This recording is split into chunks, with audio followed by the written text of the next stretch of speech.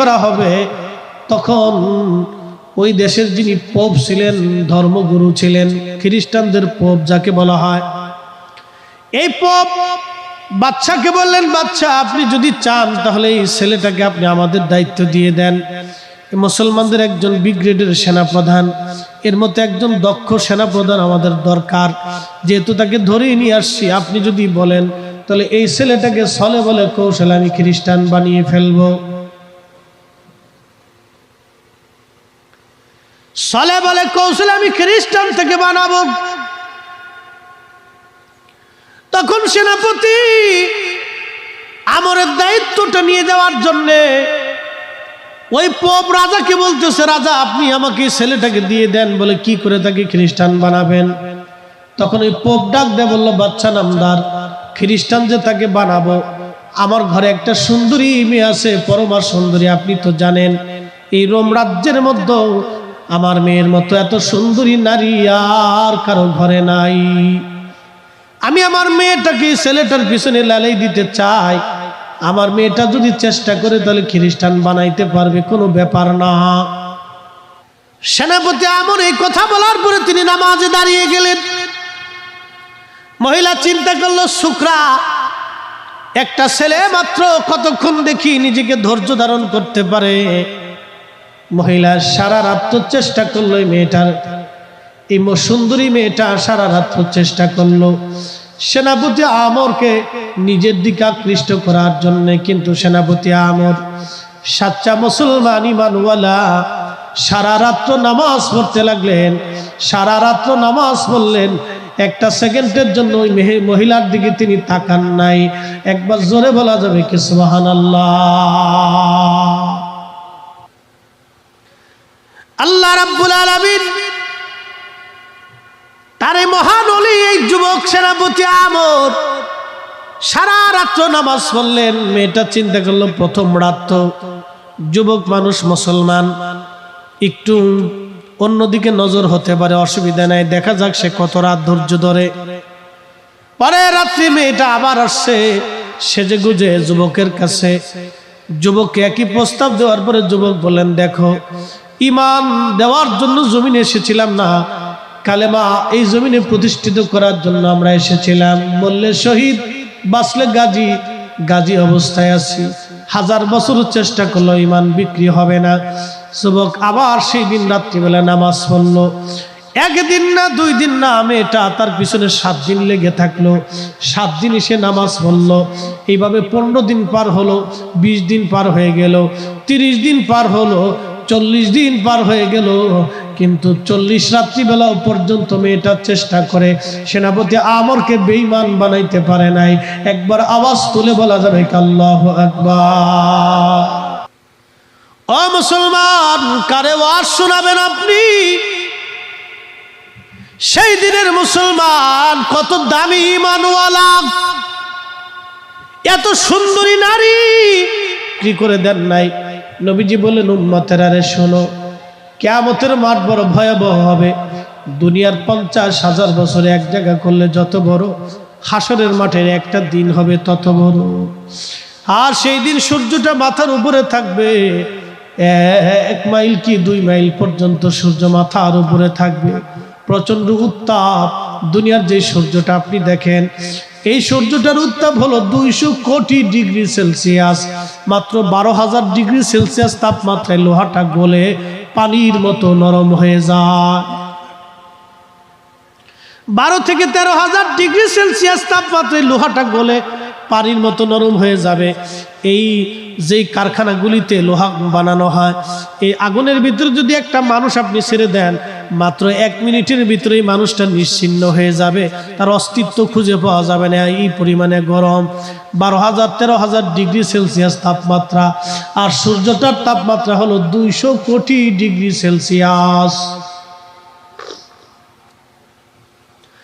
এই সূর্যটা মাথা বরাবর আসবে, একবারে মাথা বরাবর 2 থেকে 2.5 বা 1 কিলোমিটার বা 1 মাইল পর্যন্ত উপরে থাকবে। কি কঠিন! মানুষের পাপ অনুযায়ী, গুনাহ অনুযায়ী এই মানুষগুলি ঘামের মধ্যে ডুবে যাবে, জিহ্বা বের হয়ে কুকুরের জিহ্বার মতো ঝুলতে থাকবে। প্রচন্ড তৃষ্ণায় কলিজা একবারে শুকিয়ে চৌচির হয়ে যাবে, মানুষ পাগলের মতো শুধু প্রলাপ বকতে থাকবে, সারা মাঠ পাগলের মতো দৌড়াইতে থাকবে। দুনিয়ার 50,000 বছর এক জায়গা করলে যত বড় হবে, হাসরের একটা দিন হবে তত বড়। সেই দিনে লক্ষ লক্ষ হাজার হাজার বছর পার হয়ে যাবে, আমার আল্লাহ হিসাব নিকাশ শুরু করবেন না, মানুষ পাগল পারা হয়ে যাবে। নবীরা কাঁদতে থাকবে গুনার জন্য না। নবীদের কান্নাটা হলো আল্লাহ নরম হয় না আল্লাহর কাহারিয়াত দেখে।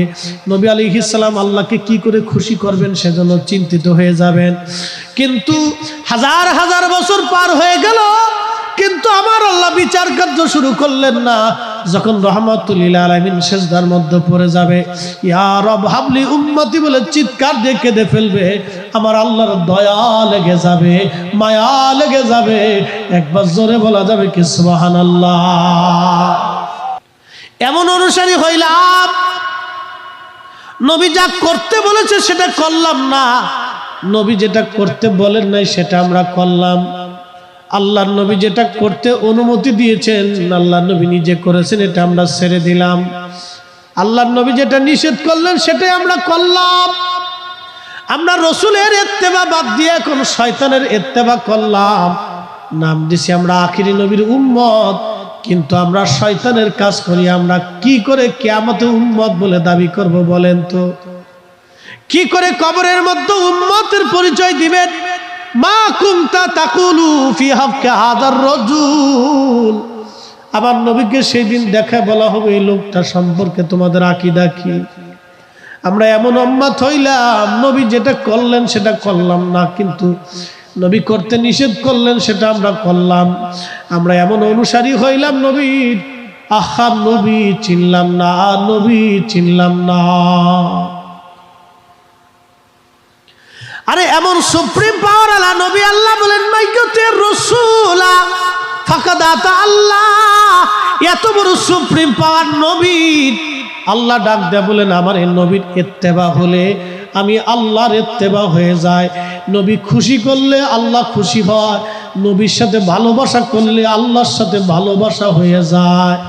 সুবহানাল্লাহ কি বলা যাবে?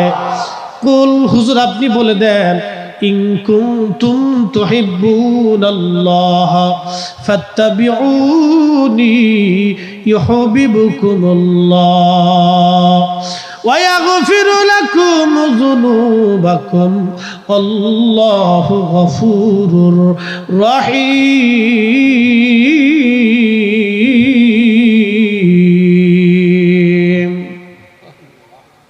আল্লাহ বলেন হুজুর আপনি বলেন, আমরা কেউ গুনাহ থেকে মুক্ত না, সবাই গুনাহর সাথে যুক্ত।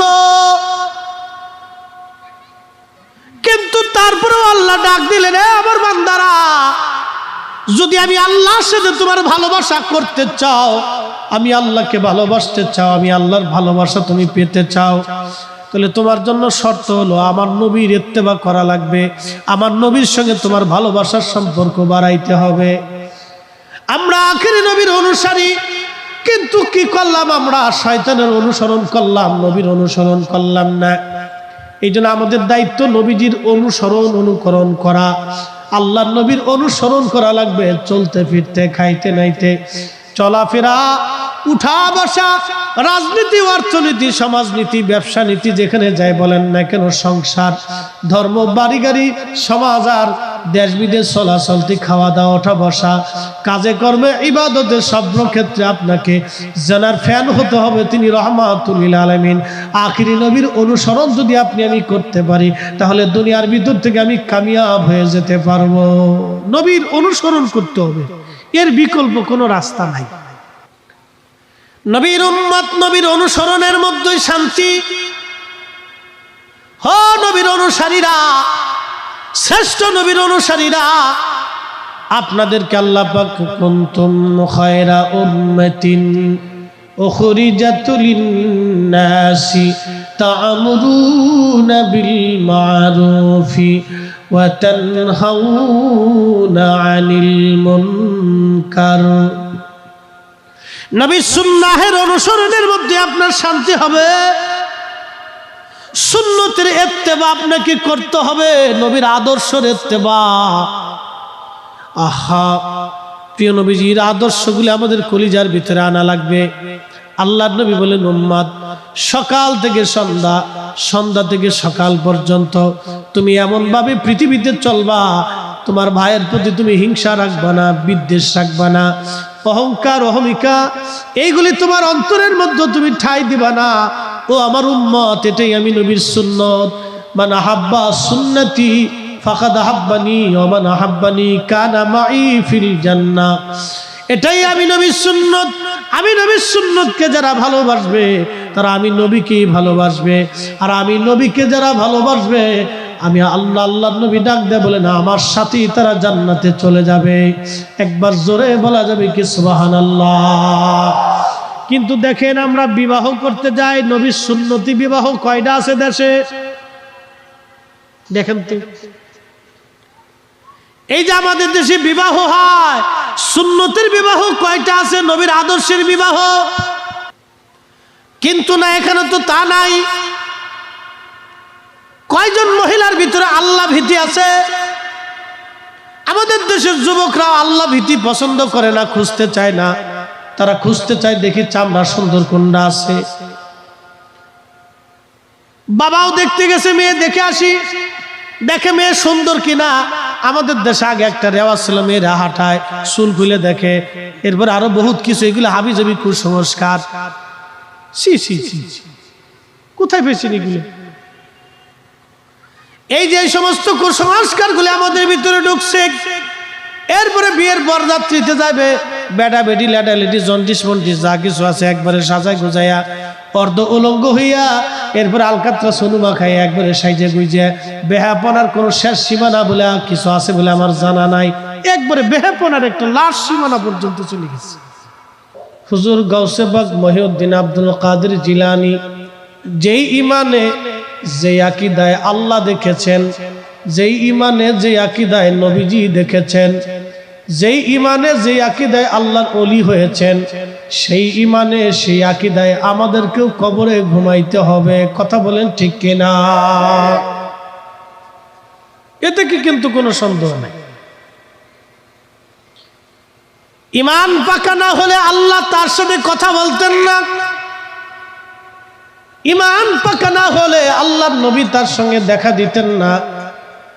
খাজা গরিবে নওয়াজ মাইনুদ্দিন চিশতি আজমেরী সঞ্জরি রাহিমাহুল্লাহ যে আকীদায় যে ইমানে আনা সাগরের পানি একটা লোটার ভিতরে নিয়ে এসেছিলেন, শুধু আনা সাগরের পানি আসে নাই, সেই দিন সারা ভারতের দিল্লির আশেপাশে আজমিরে কোনো গাছেও পানি ছিল না, ডাবেও পানি ছিল না, কোনো কুয়ার মধ্যেও পানি ছিল না, কারো ঘরের মধ্যেও পানি ছিল না। একবার জোরে বলা যাবে কি সুবহানাল্লাহ।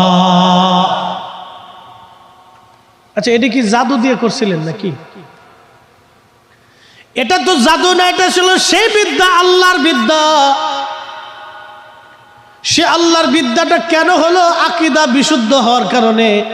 আকীদা যদি বিশুদ্ধ না হতো তাহলে খাজা আজমিরীর দরবারে আল্লাহ পাক এত বড় নিয়ামত তাকে দান করতেন না। আকীদা বিশুদ্ধ হওয়ার কারণে দিয়েছেন।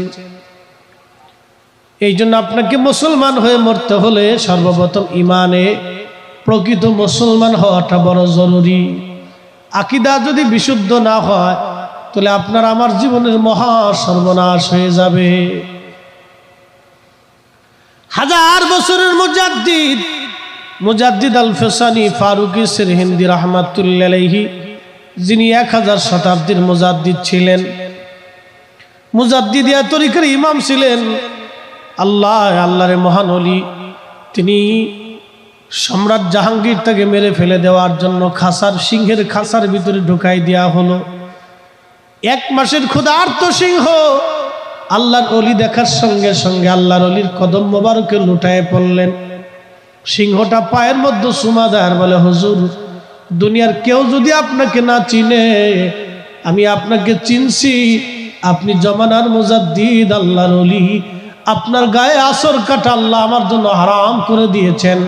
একবার জোরে বলা যাবে কি সুবহানাল্লাহ। যদি আকীদা খারিজি, রাফিজি, মুতাজিলা, জবারিয়া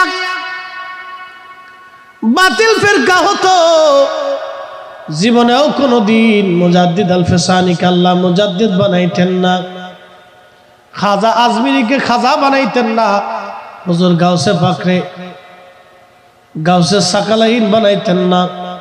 ও বাজান, খাজা বাহাউদ্দিন নাশমান বুখারীকে বুখারী বানাইতেন না, আল্লাহর ওলিদেরকে তারা আল্লাহ পাক ওলি বানাইতেন না। শুধু ঈমান আকীদা বিশুদ্ধ হওয়ার প্রথম কাজ। এই জন্য আল্লাহ বলছে লা তামুতুন্না ইল্লা ওয়া আনতুম মুসলিমুন, তোমরা মুসলমান না হয়ে কিন্তু মরো না। মুসলমান হয়ে কবরে আসা লাগবে, মুসলমান না হয়ে কবরে গেলে মহা সর্বনাশ হয়ে যাবে। প্রকৃত মুসলমান হয়ে কবরে গেলে কি লাভ? আল্লাহ বলেন ওয়াল্লাযীনা আমানু ওয়া কানু আল্লাযীনা আমানু ওয়া কানু ইয়াত্তাকুনা লাহুমুল বুশরা ফিল হায়াতিদ দুনিয়া ওয়া ফিল আখিরাহ। একবার জোরে বলা যাবে কি সুবহানাল্লাহ। প্রিয় মুহতারাম উপস্থিতি, কোরআন শরীফ আল্লাহ বলেন আল্লাযীনা আমানু, প্রত্যেক আমলের আগে আল্লাহ ঈমানের কথা বলেছেন। দেখেন আল্লাহ রাকাতে বলেন ওয়াল আস, সময়ের কসম করি, সময়ের কসম করি, ইন্নাল ইনসানা লাফি খুস, মানুষগুলি মহা ভুলের মধ্যে আছে, মহা ক্ষতির মধ্যে আছে, মহা ভুলের মধ্যে আছে, মহা ক্ষতির মধ্যে আছে মানব। এই মানব জাতি মহা ভুলের মধ্যে, ক্ষতির মধ্যে আছে। দুই শ্রেণী ব্যতীত আল্লাহ বললেন আল আসরি, সময়ের কসম করে বলতেছি, আসরের কসম করি আমি আল্লাহ। ইন্নাল ইনসানা লাফি খুস, মানুষগুলি মহা ভুলের মধ্যে আছে, ক্ষতির মধ্যে আছে। দুই শ্রেণী ব্যতীত, ইল্লাল্লাযীনা আমানু,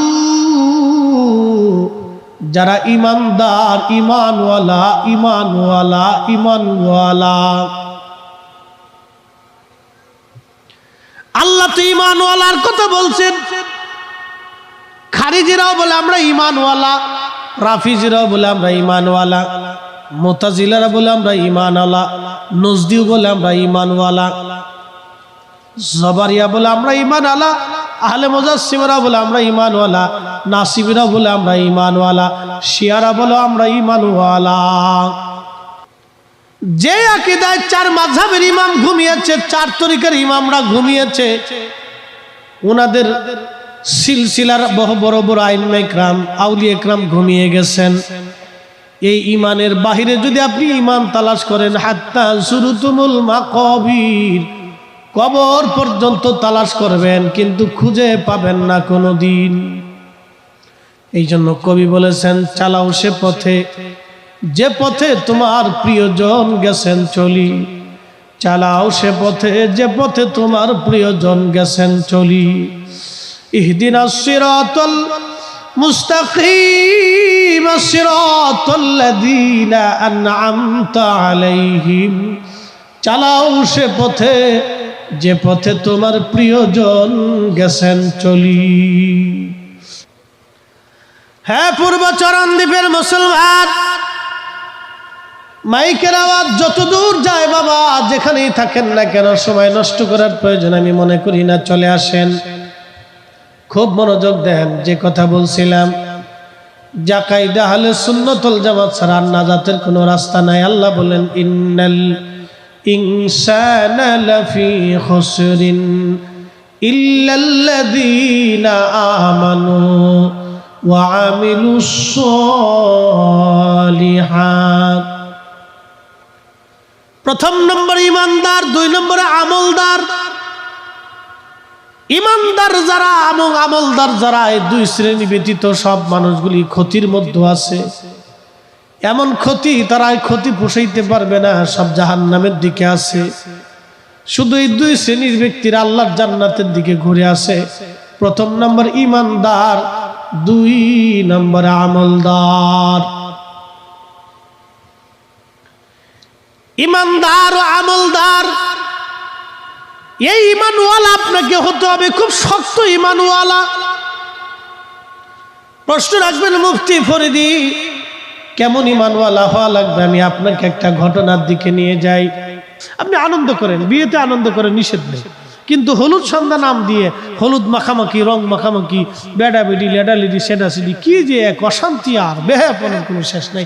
আরে মহিলারা মহিলাদের ভিতরে আনন্দ ফুর্তি করতেছে, করুক, ওখানে পুরুষ যাবে না, পুরুষের জায়গায় পুরুষ থাকবে, ওখানে মহিলা আসবে না। কিন্তু কোনটা পুরুষ কোনটা লেডা কোনটা লেডি ভাজাই গুজাই একবারে অস্থির হয়ে গেল গা, সাজাই গুজাই, কি যে এক অবস্থা! সি সি সি সি, আস্তাগফিরুল্লাহ আল আযীম। এগুলো আমাদের দেশে চলতেছে। এই বিবাহ হওয়ার পরেই তো বরকত নষ্ট হয়ে গেল। এজন্য আমার দেশের ওলির জন্ম হয় না, আমার দেশে আলেম তৈরি হয় না, আমার দেশে আল্লাহ ওয়ালা তৈরি হয় না, আমার দেশে নবীর খাঁটি আশিক তৈরি হয় না। কি কথা বলেন, ঠিক না? ঠিক। সমস্যা তো গুড়া, বিসমিল্লাহ গলত ঢুকে গেছে। আমি যুবকদেরকে বলবো, বন্ধু আপনার স্ত্রীকে বিয়ে করার সময় শর্ত দিয়ে দিবেন, শ্বশুর বাড়ি আমার স্ত্রীকে সাজাবেন বটে, কিন্তু মাথার থেকে পা পর্যন্ত বুরকা থাকবে, হইলে বিয়ে করবো, না হলে এসে গেট আউট, চলে যেতে পারেন, এই সমস্ত বিয়ে আমার দরকার নাই। ক্লিয়ার কাট শার্ট কথা, বাকি ঝুঁকি করে কোনো লাভ নেই। রাসূল কারীমের সুন্নাহের ভিতরে নিয়ে আসবেন। বিবাহটা যেন মসজিদের ভিতরে হয়, আর বিবাহ করার পরে খুরমা খেজুর দিয়ে যেন মেহমানদের শুরু হয়। খাওয়ান না, গরু ছাগল খাসি উট দুম্বা ভেড়া মাইরে জবাই করে খাওয়াবেন, অলিমা খাবেন, নিষেধ নাই। কিন্তু বৈভাবিক প্রথম যে সুন্নতটা, যে বিবাহ পড়ানোর সাথে সাথে মিষ্টি মুখটা যেন খেজুরের মাধ্যমে হয়, আল্লাহর নবী এটার মাধ্যম দিয়ে শুরু করেছিলেন। রাসূল যেইভাবে করেছিলেন সেইভাবে করাটা আমাদের জন্য উত্তম কাজ। আমরা নবী, আখিরি নবীর অনুসারী, যদি অনুসারী দাবি করি তাহলে নবীর সুন্নতের তরিকা মানতে হবে। কথা বলেন, ঠিক না বেঠিক? এগুলি মানাটা আমাদের জন্য জরুরি। বা শান্তি আসবে, একনবিল আল্লাহর রহমতের শান্তি প্রসারিত হবে, আপনার উপর সাকিনা নাজিল হতে থাকবে। এগুলি আমাদের ভিতরে, এগুলি এই সংস্কৃতিগুলি, ইসলামিক সংস্কৃতিগুলি আমাদের ভিতরে ঢুকানো উচিত। নবীর সুন্নতের এই আদর্শগুলি যদি ঢুকাই দিতে পারেন, আমাদের যুবকদেরকে যদি আপনারা বুঝাইতে পারেন, তাহলে আশা করি যেই দিন তার স্ত্রীকে সে বোরকা মাথার থেকে পা পর্যন্ত পরিয়ে নিয়ে আসবে, ওই স্ত্রী ভাববে আমার স্বামী আমার জীবনের প্রথমেই আমার মাথার থেকে পা পর্যন্ত বোরকা দিয়ে দিচ্ছে। ওই স্ত্রী জীবনে কোনোদিন বোরকা ছাড়বে না, পর্দার বাহিরে হবে না। আপনার স্ত্রী নিয়ে আপনাকে চিন্তা করতে হবে না। কথা বলেন, ঠিক না ঠিক? অনেক সময় নিজের স্ত্রীকে নিয়ে অনেকে চিন্তিত হয় যে আমি বিদেশ গেছি, আমার স্ত্রী না জানি কি চলে যায় কিনা, বা কোথাও চলে যায় কিনা, ভেঙে যায় কিনা, এগুলোর চিন্তা চেতনা অনেকের মগজের ভিতরে থাকে, একটা ভয় মানুষ মস্তিষ্কে থাকে। আল্লাহর কসম করে বলি, আপনার স্ত্রীকে যদি আপনার পর্দার ভিতরে নিয়ে আসতে পারেন, পর্দা ক্ষুধা ভীতি যদি তাকে বুঝাইতে পারেন, আল্লাহর কসম আপনি পৃথিবীর যেই প্রান্ত থাকেন, আপনার স্ত্রী আপনার আমানত রক্ষা করবে। আপনাকে টেনশন করতে হবে, আপনার স্ত্রী আপনার আমানত রক্ষা করবে। মাথার থেকে পা পর্যন্ত জীবনের প্রথম থেকে। আপনি কলেজে পড়েন, নিষেধ নেই, ইউনিভার্সিটিতে পড়েন, নিষেধ নেই, আপনি ডক্টর ডাক্তার যাই হন না কেন, ইঞ্জিনিয়ার যাই হন না কেন, রাজনীতিবিদ হন, কোনো নিষেধ নেই। ইসলাম আপনাকে এটা নিষেধ করেনি। আপনি রাজনীতিবিদ হন, প্রিন্সিপাল হন, চ্যান্সেলর হন, যাই হন না কেন, নিষেধ নেই। খালি হুজুর হয়ে যে বউ খালি পর্দার ভিতরে রাখবে, আর ডাক্তার সাহেব যে বউ পর্দার ভিতরে রাখবে না, তা কিন্তু ইসলাম, এটা ইসলাম না। আমরা আলেম নাই শুধু বউকে পর্দার ভিতরে রাখবো, আর আপনি আপনার স্ত্রী যুবক আপনি ছেড়ে দিবেন, বিদেশ যাত্রা করেন, ব্যবসা করেন, কোনো অসুবিধা নেই, আপনি করেন। কিন্তু আপনার স্ত্রীকে আপনি শিখান যে এটাই রাসূলের সুন্নত, এটাই আমাদের জীবন হওয়া উচিত। যেই জীবন আম্মা জান্নাহ গঠন করেছিলেন, যেই জীবন রাবিয়া বুসরি করেছিলেন, যে জীবন আল্লাহর ওলিরা করেছিলেন, যে জীবন উলামে کرام করেছিলেন, যে জীবন সাহাবে کرام করেছিলেন, যে জীবন একজন মুসলমানের হওয়া উচিত, আমাদেরকে সেই জীবন গঠন করতে হবে। নবীর সুন্নতের বাহিরে কল্পনা করা যাবে। আপনি আপনার সন্তানকে শিখাবেন, বলবেন হুজুর আপনারা কি আমাদেরকে আমাদের সংস্কৃতি বাদ দিয়ে কি একবারে বোরকা সুরকার ভিতরে নিয়ে যাচ্ছেন? না ভাই, আপনাকে শান্তির দিকে ডাকতেছি, আপনাকে শান্তির দিকে ডাকতেছি। প্রিয় মুসলমানেরা, এজন্য আপনাকে যদি আল্লাহওয়ালা হতে হয়, নবীওয়ালা হতে হয়, আল্লাহর নবীর আশিক হওয়া লাগে, তাহলে অবশ্যই সুন্নতের রাডারের ভিতরে আসতে হবে আপনাকে। আপনি পৃথিবীতে যা হন না কেন, ডক্টর, ইঞ্জিনিয়ার, দার্শনিক, রাজনীতিবিদ, ব্যবসায়ী, বিদেশি যাই হন না কেন, প্রবাসী, আপনার স্ত্রীকে যদি আপনি পর্দার বাইন্ডের ভিতরে নিয়ে আসেন, আপনি যদি নিয়ে আসতে পারেন, তাহলে আশা করি আপনি কামিয়াব হতে পারবেন। এই জন্য আপনাদেরকে অনুরোধ করব, অবশ্যই সুন্নতের আওতার ভিতরে আপনি চলে আসবেন, এটাই আমাদের আদর্শ হওয়া উচিত। জীবন চলার পথে সুন্নত। আপনি প্যান্ট পরতেছেন, পরেন, অসুবিধা নেই, আমি আপনাকে এটা নিষেধ করব, কিন্তু প্যান্টটা যেন শালীনতার ভিতরে থাকে, ভদ্রচিততার ভিতরে থাকে। আপনি কোট পরেন, নিষেধ নেই, আমি নিষেধ করব, যেন এটা আপনার শালীনতার ভিতরে থাকে। এমন পোশাক আপনি পরবেন না যে পোশাকের কারণে আপনার গুপ্তাঙ্গ স্পষ্ট হয়ে যায়, জাহের হয়ে যায়। আমাদের দেশের নারীরা তারা যেইভাবে পোশাক পরিচ্ছদগুলি পরে, ওড়না থেকে পিছে, নারী থেকে আগে আগে, এই যে সুস্পষ্ট এক ধরনের বেহায়াপনা, আল্লাহ পাক ক্ষমা করুক, আমার এই বোনদেরকে আল্লাহ হেদায়েত করুন। এই যে নারীরা রাস্তা দিয়ে হেঁটে যাচ্ছে, একজন নারীর জীবনের প্রথম ভূষণ হলো লজ্জা। যেই নারীর লজ্জা নাই সে নারী হতে পারে না। নারীদের ভূষণ, নারীদের পোশাক, নারীদের পরিচ্ছদ, নারীদের জীবন, নারীদের চরিত্র হলো লজ্জা, শরম। যে নারী শরম না, এটা তো বেহায়া নারী। লজ্জাশীল নারী, এটা আপনার জীবনে শান্তি বয়ে নিয়ে আসবে। আল্লাহর কসম করে বলি, খোদার কসম করে বলি, যে নারীর লজ্জা না, এত বেহায়া নারী। যে নারী শরম না, সে নারী হতে পারে না, তার কোনো ভূষণ নাই, তার কোনো চরিত্র নেই। এই জন্য আপনাকে নারীদেরকে লজ্জাবতী হতে হবে, লজ্জাশীল হতে হবে। তো লজ্জাশীল কোনো নারী কোনোদিন বেহায়া পোশাক পরতে পারে না। তার পোশাকটা হবে খুবই শালীনতার ভিতরে থাকবে এবং মাধুর্যতার ভিতরে থাকবে, ঢেকে ঢুকে থাকবে। আমরা দেখেন চাদর পরে থাকি, চাদর পরে বড় পোশাক পরে থাকি। আমরা যখন পেশাব করি তখন আমরা চিন্তা করি পর্দা আছে কিনা। খুব শালীনতার সাথে আমরা ওলামে কেরাম আলেমরা বসার চেষ্টা করি, যে আমাদের এমন জায়গায় বসতে হবে যাতে মানুষ আমার দৃষ্টিগোচর না হয়, দৃষ্টির আড়ালে আমরা যাইয়া ঝোপঝাড়ের ভিতরে আমরা প্রস্রাব করার জন্য, পেশাব পায়খানা করার জন্য আমরা বসি। এই যে আমাদের পোশাকগুলি ঢিলে ঢোলা থাকে, কারণ যেন আমার এই ভদ্রচিত পোশাক, মানুষের এই আদর্শিত পোশাক, যেগুলি আল্লাহ রসুল আমাদেরকে শিখিয়ে দিয়ে গেছেন উম্মতকে শান্তির রাস্তা দেখানোর জন্য। তো মা বোনদের দৃষ্টি আকর্ষণ করি, আমি আমার কলিজার টুকরো যুবকদেরকে বলবো, আপনার জীবনে যদি আপনি শান্তি আনতে হয় তাহলে আপনাকে সুন্নতের রাডারের ভিতরে আসতে হবে। নতুবের বাহিরে হাজার বছর চেষ্টা করবেন, শান্তি কখনো আপনি খুঁজে পাবেন বলে আমার জানা নেই। অবশ্যই আপনাকে সুন্নাহের ভিতরে চলে আসতে হবে। প্রিয় মুসলমান, সাহাবা ইকরামের জীবনে এরকম প্রত্যেকটা সুন্নতের রীতিনীতি তারা মেনে চলতেন। ওই জমানার মহিলা সাহাবীরা যারা ছিলেন তারাও সুন্নতের রীতিনীতি মেনে চলতেন। ওই জমানাতে বিবাহ হয়েছে, বিবাহের ভিতরে মহিলারাও তারাও কিন্তু গান গাইতো। হাদিসের পরিভাষাতে এরকম আছে, দব বাড়িতো আর গান গাইতো। মহিলারা আনন্দ করত, পুরুষ পুরুষের জায়গায় আনন্দ করত, নারীরা নারীদের জায়গায় আনন্দ করত। আমাদের দেশে বিবাহের নীতিটা যেন সুন্নতের রীতির ভিতরে যদি আমরা নিয়ে আসতে পারি, তাহলে জীবনের প্রথম থেকে শুরু হবে আপনার জীবনের একটা অধ্যায়। এই প্রথম জীবন থেকে আমার ওই বোনটা পর্দাশীল হয়ে যাবে, আর কোনোদিন মৃত্যুর আগ পর্যন্ত সে পর্দার বাহিরে আসবে না। নবীর উম্মত যুবকদেরকে বলতেছি, আপনার চাল চলনে উঠা বসায় যেন নবীর সুন্নত থাকে, আপনার কথাবার্তায় যেন নবীর সুন্নত থাকে, আপনার সমাজনীতিতে যেন নবীর সুন্নত থাকে, আপনার ব্যবসায়ীকে যেন নবীর সুন্নত থাকে। আল্লাহর কসম করে বলি, যে ব্যবসায়িকরা নবীর সুন্নত অনুযায়ী ব্যবসা করে তাদের ব্যবসায় কোনোদিন লস হয়েছে বলে আমার জানা নাই।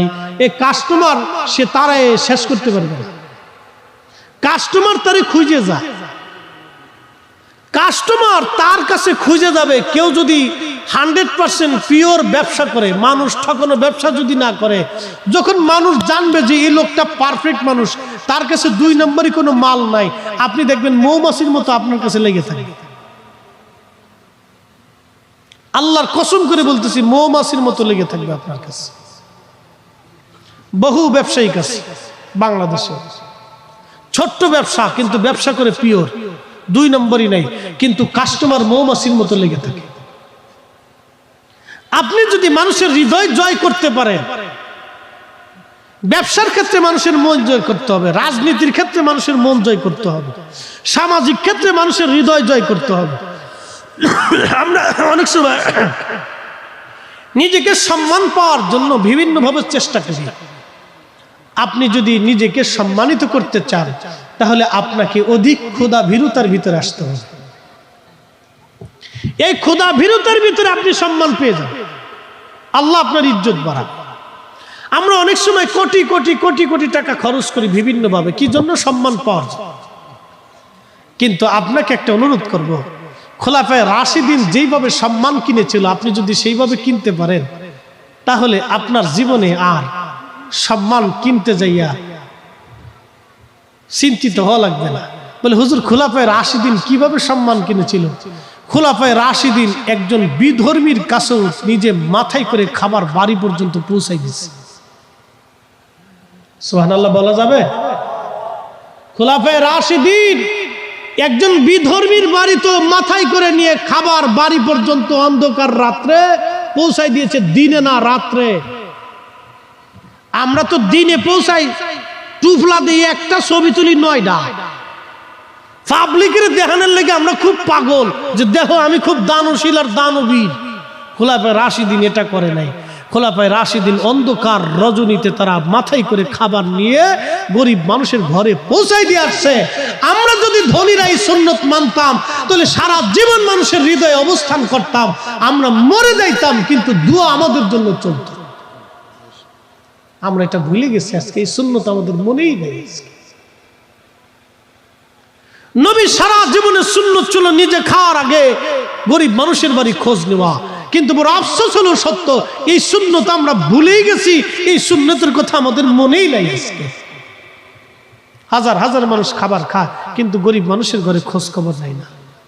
হাজার হাজার মানুষ ঈদের কাপড় কিনে কিন্তু পার্শ্ববর্তী দরিদ্র মানুষের সন্তানের জন্য ঈদের কাপড় কিনে দেয় না।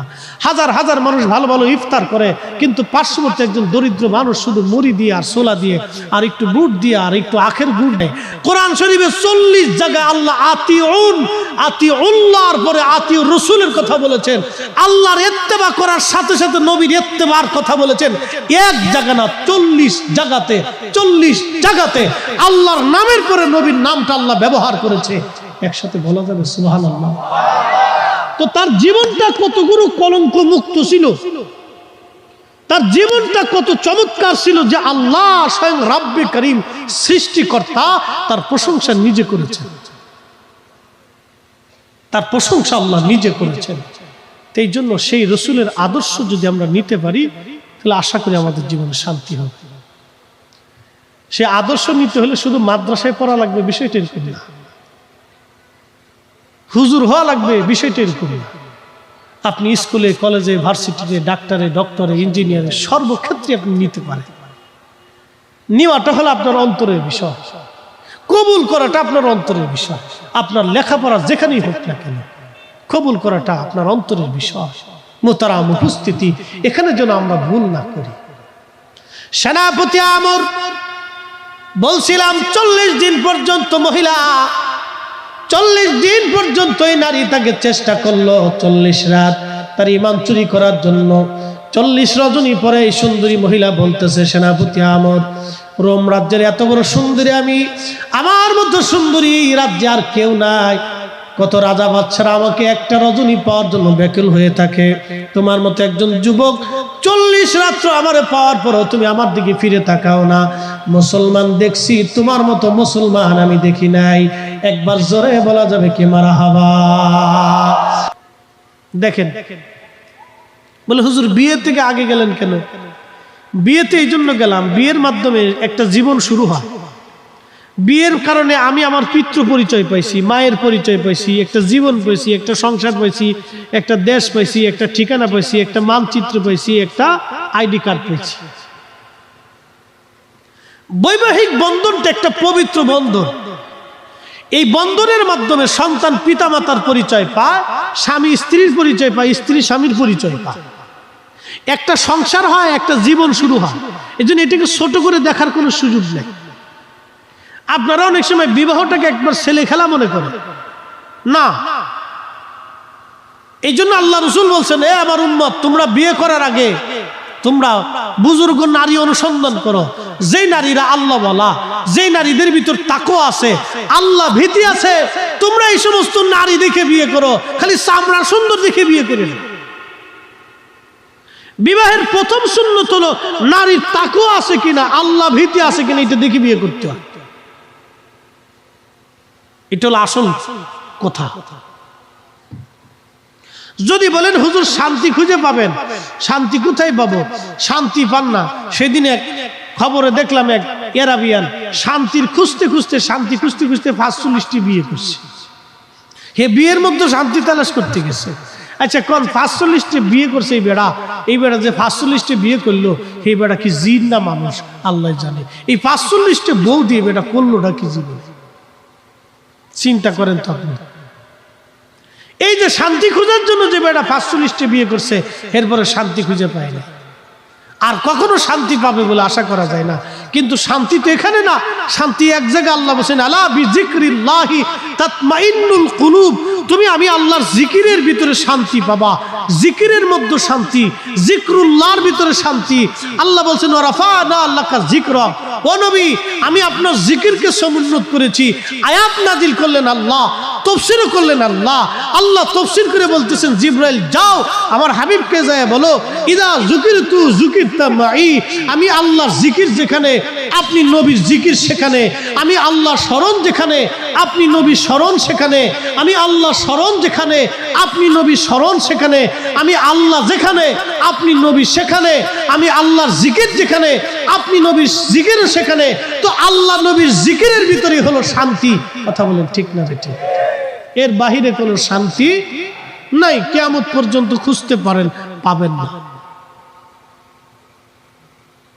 বুঝতে কি কোনো অসুবিধা? আচ্ছা আমি তো আপনাদের আঞ্চলিক ভাষায় কথা বলতে পারি না। যদি আমার আঞ্চলিকতা অনেক সময় আসে পড়ে, বুঝেন না বুঝেন তাহলে বলবেন হুজুর বুঝি নেই। কারণ আমার দায়িত্ব হলো আপনাদেরকে বুঝাই দেওয়া। ওয়াজ কিন্তু কোনো বিনোদন না। আমাদের দেশে এখন ওয়াজ আমরা বিনোদন বানাই ফেলাইছি। যে বক্তা যত হাসাইতে পারে বক্তার মাঠ তত বিরাট। দেখবেন বৈষ্টেজে উঠে কৌতুক শুরু করে দিচ্ছে, কি অভিনয় করে। আমাদের সুন্নিদের ভিতরে এরকম খুব কম আছে, এরকম নাই আলহামদুলিল্লাহ, খুব কম আছে। যারা আমাদের বিরোধিতা করে তাদের ভিতরে অনেক বক্তা আছে, দেখবেন আল্লাহ তাদেরকে হেদায়েত করুন। স্টেজ উইটে কমেডিয়ান বক্তা ইউটিউবের ভিতরে লিখে দিছে হাসলে পেট ব্যথা হইলে আমরা জরিমানা নাই, এরকম হুজুরে হাসিতে হাসিতে পেট ব্যথা করে লিখছে। আরে আধা ঘন্টা 3 ঘন্টা 1.5 ঘন্টার ওয়াজের আধা ঘন্টা হুজুর খালি হাসাইতেছে, খালি হাসাইতেছে। পাবলিকও হাসতেছে, হাসতে হাসতে হাসতে হাসতে পাবলিক চলে গেল। হাইসে হাইসে ওয়াজ করলো, হাইসে হাইসে চলে গেল। পাবলিকে হাইসেও চলে গেল, হুজুরও হাসায় খুব সুন্দর করে। কমেডিয়ান বক্তা একবারে অভিনয় টভিনয় করে কমেডি হাসায় টাসায় চলে গেল। আচ্ছা আপনাদেরকে একটা প্রশ্ন করি, আল্লাহ নবী 63 বছরের জীবনে 23 বছর আল্লাহর দ্বীনের দাওয়াত দিছে এরকম হাসায় হাসায়। খাজা মাইনুদ্দিন চিশতি 1 কোটি মানুষকে কালেমা পড়াইছে এইভাবে হাসায় হাসাইয়া। শাহজালাল ইয়ামিনী মুজাররিদি 360 আউলিয়া জমিনে কালেমার দাওয়াতকে, কালেমার পথকে বুলন্দ করেছেন এইভাবে হাসায় হাসাইয়া। আহা এরা ওয়াজ করে, এরা আমরা মানুষ জোগানোর জন্য এই একটা নতুন কৌশল করছি। ওরে শয়তান কোথাকার, শয়তান কোথাকার চিন্তা করে। এই অবস্থা চলতেছে, আজ এই অবস্থা চলতেছে।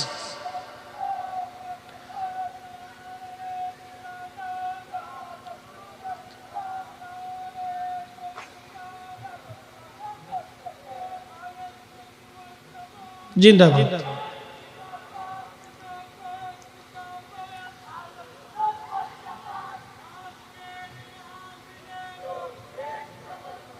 আচ্ছা লোকজন আমরা সবাই বলি মারহাবা, নারে তাকবীর, নারে রিসালাত, আহলে সুন্নাত ওয়াল জামাত, নারে গাউসিয়া। মাশাআল্লাহ আমাদের ছাত্র সেনার ভাইরা মিছিল নিয়ে আসে, আমরা সবাই বলি মারহাবা। একটু দুরূদ শরীফ পড়ি, সালাতুন ইয়া রাসূলুল্লাহ আলাইকুম সালামুন ইয়া সালাতুন ইয়া রাসূলুল্লাহ আলাইকুম সালামুন ইয়া খবর লও ইয়া রাসূলুল্লাহ খবর লও मेरे मौला मेरे आका खबर लो सलातुन या रसूल अल्लाह अलैकुम सलामुन या हबीब अल्लाह अलैकुम। ओ नबीर उम्मत, আল্লাহ কোরআনে কত চমৎকার বলে বলেন, হুজুর আপনি উম্মতকে জানায় দেন, কেউ যদি আমি আল্লাহর সাথে ভালোবাসা করতে চায় সেজন্য আপনি নবীর সাথে আগে ভালোবাসা করে, আপনি নবীর সাথে যদি কারো ভালোবাসা হয়, আমি আল্লাহর সাথে তার ভালোবাসা হয়ে যাবে। শুধু ভালোবাসা হবেই না, আমি আল্লাহ তার জীবনের সমস্ত গুনাহগুলি মাফ করে দিয়ে আমি আল্লাহ তারে পবিত্র বানিয়ে দিব। জোরে বলেন সুবহানাল্লাহ। আচ্ছা, একটা মিনিট, আমাদের জীবনে কেউ গুনাহ ছাড়া আছি? শ্রোতা বক্তা, মক্কা মদিনার ইমাম, কেউ না। হাজার হাজার বছর পার হয়েছে, আল্লাহর মায়া লাগে নাই। এখান থেকে নবী চিনে যান, নবী চিনার জন্য হাজার দলিল লাগে না, নবী বুঝার জন্য হাজার দলিল লাগে না। যারা বুঝে তাদের জন্য অল্প দলিলই যথেষ্ট, যারা মানে না, স্বয়ং রব্বে খোদা এসেও যদি বলে তাও মানতো না। কি কথা বলেন, ঠিক কিনা? তো হাজার হাজার বছর পার হইলো, আল্লাহর দয়া লাগলো না, মায়া লাগলো না, কাহারিয়ত গেল না, আল্লাহ রাগান্বিত হয়ে রইলেন। কিন্তু আল্লাহর নবী যখন সিজদাত করে ইয়া রব হাবলি উম্মতি বলে চিৎকার দিছে, আল্লাহর এত দয়া লেগে গেল, এত মায়া লেগে গেল, সাথে সাথে আল্লাহ ডাক দেখে, হাবিব আপনি মাথা উঠান, আপনি আর কাঁদবেন না। আপনি কি জন্য কাঁদেন? নবী একটাই জবাব, ইয়া রব হাবলি উম্মতি, আল্লাহ আমার উম্মত গুনাহ করে ফেলছে, আমার উম্মতের ভুল হয়ে গেছে, আমার উম্মত গুনাহ করে ফেলছে, আমার উম্মতের ভুল হয়ে গেছে। আল্লাহর মায়া লেগে গেল, ডাক দিয়ে বললেন, হাবিব আপনার খুশি মনে যাকে নিয়ে তাকে জান্নাতে চলে যান, আজকে সুপ্রিম পাওয়ার আমি আল্লাহ আপনাকে দান করে দিই। আর একটু জোরে বলবেন, মর্যাদা অনুযায়ী আওয়াজ হয়েছে না? আরো জোরে বলেন সুবহানাল্লাহ। হ্যাঁ, সে নবীর উম্মত, আমরা সেই নবীর উম্মত। উম্মত শব্দের অর্থ অনুসারী। এমন অনুসারী হয়েছি যে নবী যা খাইতে হারাম ঘোষণা করছে আমরা এটাই খাই, নবী যা করতে নিষেধ করেছে আমরা সেটাই করি, নবী যা করতে বলেছে আমরা এটা ছেড়ে দেই। আমরা এমন অনুসারী হয়েছি, আজকে নামের অনুসারী হয়েছি। আমরা যে তার আদরের উম্মত, উম্মতের করলাম কি? রসুল আমার আল্লাহর হাবিব, আখেরি নবী, আমরা যে তার আদরের উম্মত, উম্মতের করলাম কি? 40 রাত্রি পর্যন্ত ছেলেটাকে ঈমান চুরি করার জন্য মেয়েটা চেষ্টা করতে লাগলো, কিন্তু পারে না। তেলের গাড়ি তেলে চলে,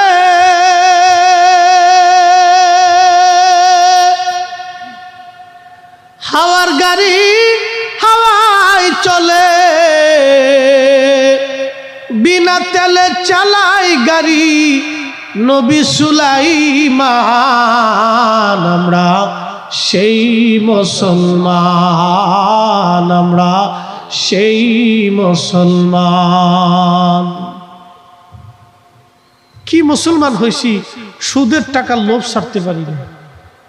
কি মুসলমান হয়েছি? ঘুষের টাকার লোভ ছাড়তে পারি না। কি মুসলমান হয়েছি? অন্যের হক মেরে খাওয়ার ধান্দা করি। কি মুসলমান হয়েছি? ব্যবসায় লাভের জন্য ফরমালিন মারি। কি মুসলমান হয়েছি? ব্যবসায় অতি মুনাফার জন্য মরা মুরগি হোটেলে জবাই করে গোশত বানায় মানুষকে খাওয়ানো হচ্ছে। মুসলমান, মুসলমান হোটেলে মরা মুরগি কম দামে কিনে নিয়ে মানুষকে খাওয়াই দিচ্ছে।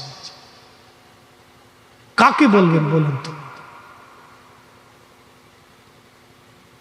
বাংলাদেশের বহু হোটেলে মরা মুরগি খাওয়াই দিচ্ছে।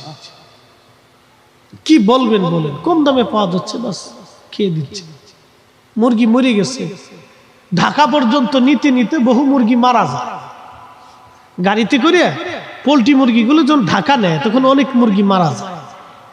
তো ওরা এগুলি করে কি, বিভিন্ন হোটেল আলারা ওরা এসে খুব কম দামে এটা কিনে নিয়ে বাস চালাই দিচ্ছে। কি বলবেন বলেন আপনি? কাকে ওয়াজ শোনাবেন? হোটেলওয়ালা টাকার জন্য মানুষকে মরা মুরগি হারাম জিনিস খাওয়া দিচ্ছে। হাই হাই হাই হাই, হারাম জিনিস মানুষকে খাওয়াই দিচ্ছে। বিরিয়ানির ভিতরে এক অত্যাধুনিক মেডিসিন মাখাই দিয়ে স্বাদ তৈরি করার জন্য বিষ, যা খাইলে মানুষের ক্যান্সার হয়, ব্লাড ক্যান্সার হয়, শরীর ক্যান্সার হয়, কিডনি নষ্ট হয়, লিভার পুইছে যায়, এগুলি খাওয়াচ্ছে মানুষ, মানুষকে খাওয়াচ্ছে। এগুলি চলতেছে আজ। চিন্তা করেন তারা কিভাবে মুসলমানদেরকে খ্রিস্টান বানানোর জন্য সন্ধি আঁকল। কিন্তু বাদশা এই খ্রিস্টানের পোপের কাছে সেনাপতি আমরকে তুলে দিল। উদ্দেশ্য তাকে খ্রিস্টান যাতে বানিয়ে ফেলা যায়। তো খ্রিস্টান বানানোর জন্য বাদশা তাকে এই পোপ তাকে তার বাড়িতে নিয়ে চলে গেল। তো বাড়িটা আলিশান প্রাসাদের মতো ছিল, খুব সুন্দর। মেয়েটাও বড় পরমা সুন্দরী। রোম দেশের মানুষ, ইউরোপিয়ান মানুষ তো আপনারা বুঝেন এমনিতে সুন্দর। তো সেনাপতি আমরকে নিয়ে যা হলো সেই পোপের বাড়ির বিল্ডিং এর ছাদের উপরে, খুব মনোরম পরিবেশ, ফুল বাগান। মেয়েটা অর্ধ উলঙ্গ হয়ে সেজে গুজে ছেলেটার সামনে উপস্থাপিত করলো, নিজেকে উপস্থাপন করলো। মেয়েটা বলতেছে, হে মুসলমান আমির, তোমার সামনে আমি একজন পরমা সুন্দরী মহিলা দাঁড়ানো আছি। এই রোম রাজ্যের ভিতরে আমার চাইতে এত বড় সুন্দরী তুমি রোম দেশে আর কোথাও পাবে না। এদেশের যত রাজা বাদশা মহারাজা যারা আছে সবাই আমাকে পাওয়ার জন্য ব্যাকুল। আমি তোমার সামনে আসছি একটা কারণে, তুমি যদি আমার দেহ মন জীবনের সবকিছু পেতে চাও তাহলে তোমার জন্য একটা শর্ত আছে। তুমি যে মুসলমান আছো, এই মুসলমানিত্ব খারিজ করে দিয়ে তুমি খ্রিস্টান ধর্মের দীক্ষা নিবে, তুমি মুসলমানিত্ব বাদ দেবে, খ্রিস্টান হয়ে যাবে।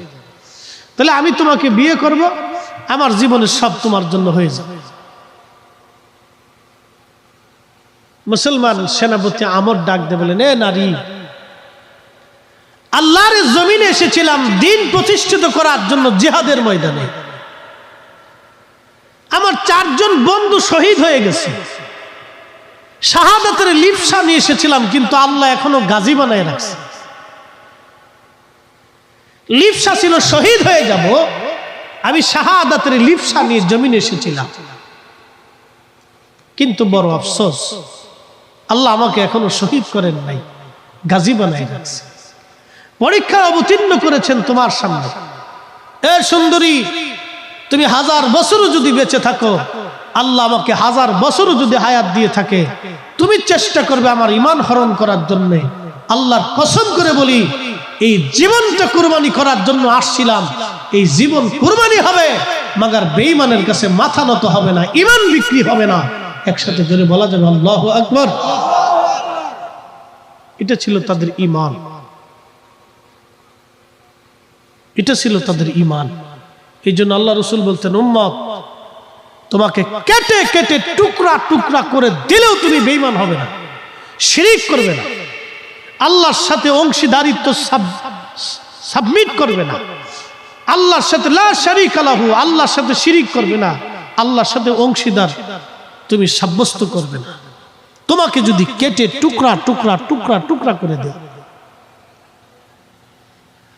প্রিয় মুসলমান রাখবেন, অতএব আমরা সময় কালক্ষেপণ না করি, বাড়িতে বসে না থাকি, অযথা সময় নষ্ট না করি। মানুষের জীবনের সময় এবং স্রোত এটা যখন চলে যায় সেটা আর কখনো তার মাঝে ফিরে আসে না। মানুষের জীবন থেকে, আমাদের জীবন থেকে আজকে একটা দিন চলে গেল, 1000 বছরও যদি আপনি কাঁদেন তাহলে দিনটা আপনাকে আল্লাহ ফেরত দিবে না। যে দিনটা চলে গেল এটা আর কখনো ফিরে আসবে না। তো আজকের এই রজনীটা যেটা চলে যাবে সেটা আর কখনো ফিরে পাবো না। অতএব সম্মানিত এলাকাবাসীদেরকে অনুরোধ করব, আমরা কালক্ষেপণ না করে, সময় নষ্ট না করে চলে আসি। রব্বে করিম আমাকে এবং আপনাকে একটা বিশেষ উদ্দেশ্য নিয়ে পৃথিবীতে সৃষ্টি করেছেন। আল্লাহর একটা চমৎকার উদ্দেশ্য আছে। উদ্দেশ্যবিহীন আল্লাহ আপনাকে আমাকে পৃথিবীতে পাঠান নাই। শুধু পাঠান নাই, আমার আপনার জীবনের প্রয়োজনে আল্লাহ যা যা কিছু প্রয়োজন ছিল সব আল্লাহ প্রদান করেছেন। যেই জমিনের উপরে বসে আছেন এই জমিন ছিল, এই জমিন সৃষ্টি হওয়ার আগে আল্লাহ পানি সৃষ্টি করেছিলেন। এই জমিনটাকে আল্লাহ পাক সৃষ্টি করলেন, তো জমিন লড়াচড়া করে, দুলতে থাকে, স্থির থাকতে পারে। জমিনটাকে শক্ত করে ধরে রাখার জন্য আল্লাহ পাহাড় সৃষ্টি করলেন। পাহাড় সৃষ্টি করে আল্লাহ পাক জমিনের ভিতরে পেড়াগের মতো পাহাড়কে গেড়ে দিলেন। এই পাহাড় সৃষ্টি করার পরে আল্লাহ রাব্বুল আলামিন যখন জমিনের মধ্যে গেড়ে দিলেন, তখন এই জমির স্থির হয়ে গেল, আর লড়াচড়া করে না। আল্লাহ অসংখ্য সৃষ্টি আপনার আমার জন্য তৈরি করলেন। আফালাম ইয়ানজুরু ইলাস সামাই ফাওকাহুম কাইফা বানাইনা।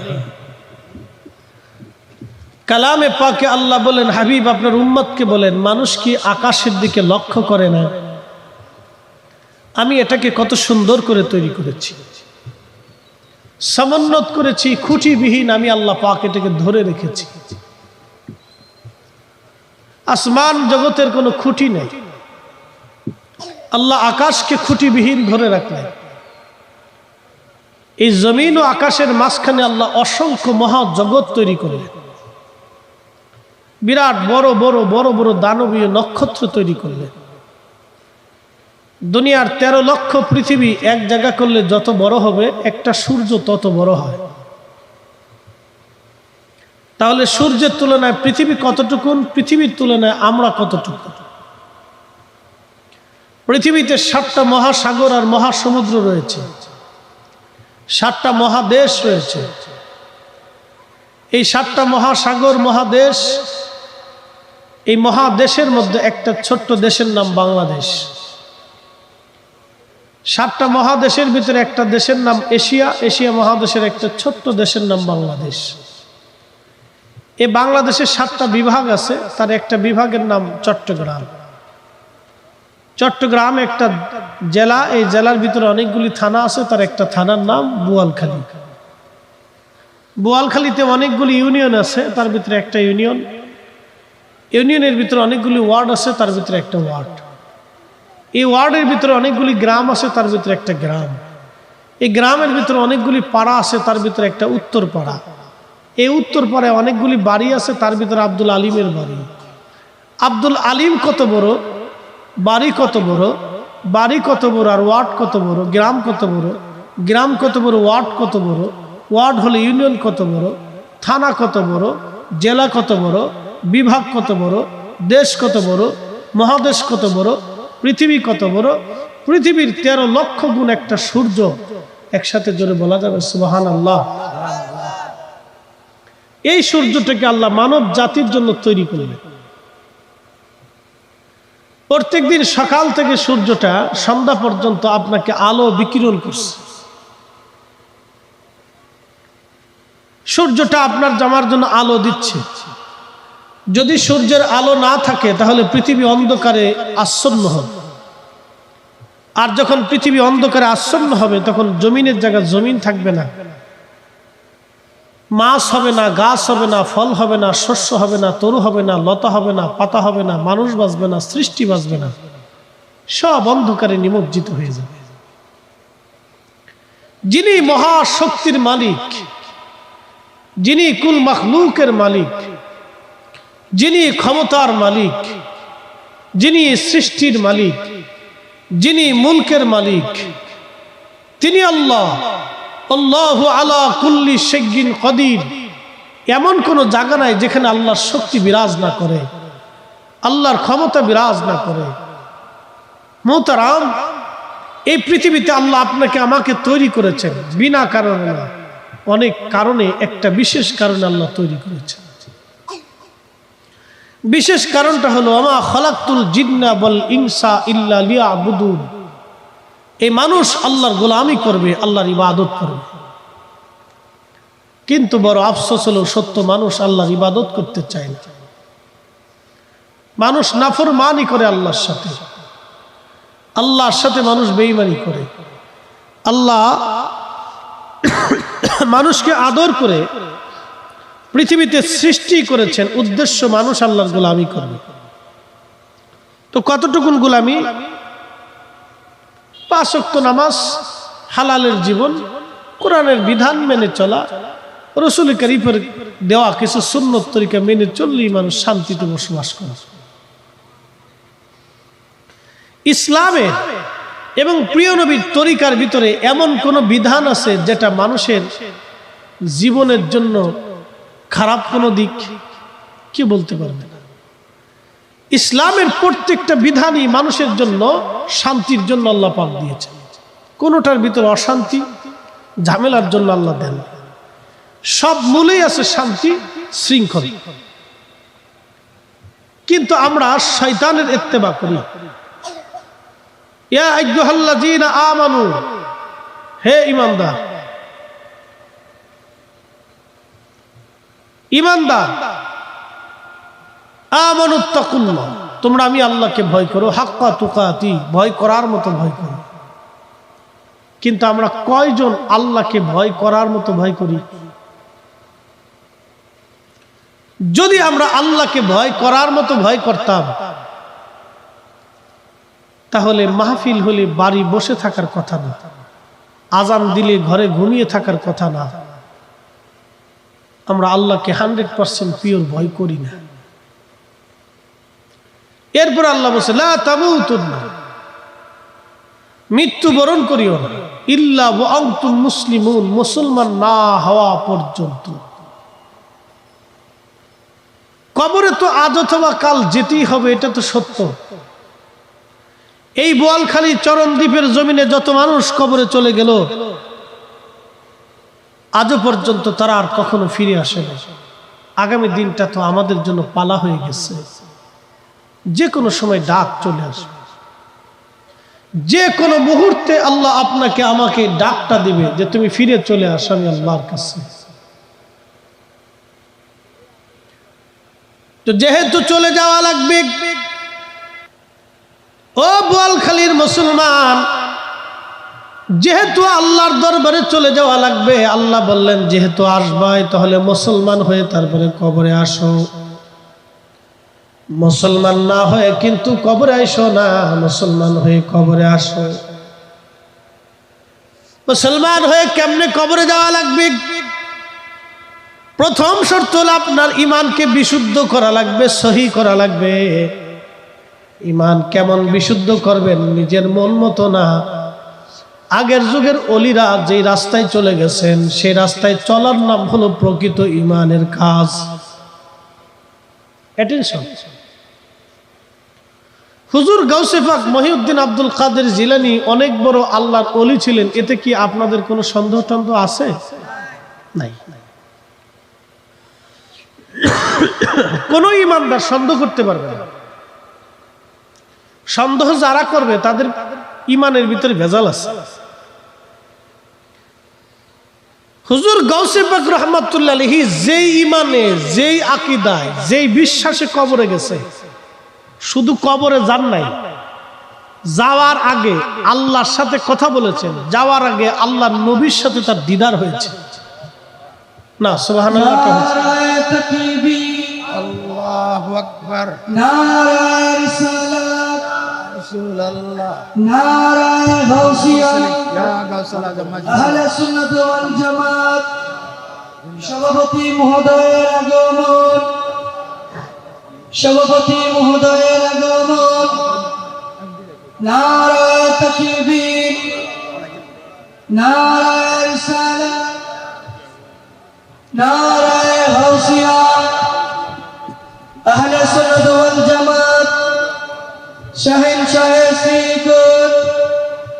আলহামদুলিল্লাহ, আমাদের মাঝে এসে উপস্থিত হয়েছেন আজকের মাহফিলের সম্মানিত সভাপতি মহোদয়, বাসার ভালো আছে, পাঁচকাইন মহিলা সুন্নিয়া কমপ্লেক্সের সম্মানিত অধ্যক্ষ, শাহজাদায়ে দরবারে পূর্ব চরণদ্বীপ আল্লামা বড় হুজুর কিবলা হযরতুল আল্লামা জনাবে মাওলানা অধ্যক্ষ শাহজাদা তাওল মুস্তাফা রিজভী সাহেব, সকলে বলি মারহাবা। এই মাইকম্যান, এই বক্সের একটু টোনটা কমাই দেন, সাউন্ডটা বাড়াই দেন।